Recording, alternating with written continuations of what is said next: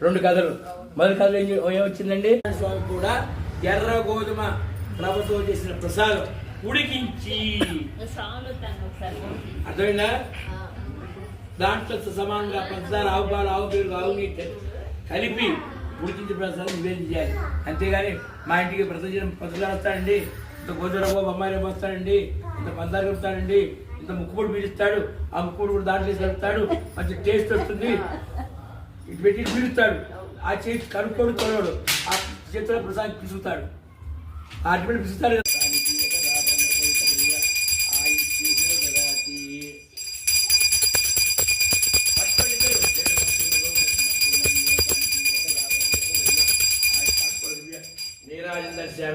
నీరాజనాథుని చుక్క వదిలి స్వామివారికి హారతి కుడి చేతితో వచ్చి 2 చేతుల మీరు అద్దుకొని అలా చూపించండి.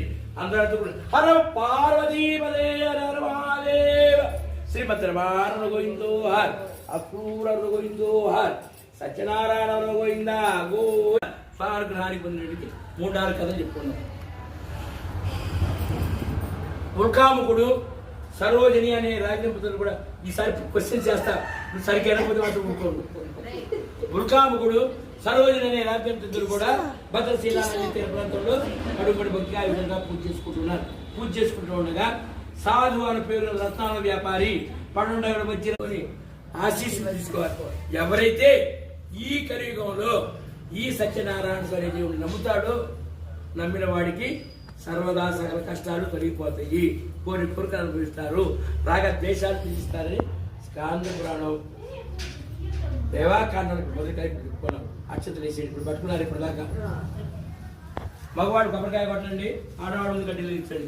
ఇంకో అయ్యగారు అయితే 5 వందలు చేయించి 5,25,000 సంపాదించేవాడు. మగవాడు కొబ్బరికాయ కొట్టండి. కాబట్టి ఆ యొక్క కొబ్బరికాయ కొట్టి నైవేద్యం పెట్టాం. కదలిన తర్వాత 5 కదిలిన తర్వాత ఒక్కొక్క దేవుడికి ఒక ప్రసాదం అంటే ఇష్టం.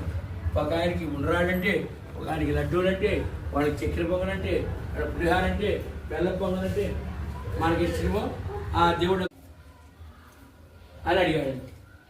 ఆయన సకల మానవులు కష్టాలు కర్తెచ్చేటువంటిది, దరిదాపుల్లో లేకుండా చేసే సకల మానవుల కష్టాలు కర్తెచ్చేటువంటిది మహిమానిధి సత్యనారాయణ స్వామి అంటారు. నేను సంతానార్థమై వ్రతం చేసుకుంటాను అని ఎవరు చెప్పారు? రాజుగారు ఆ యొక్క రత్నాల వ్యాపారితో చెప్పాడు.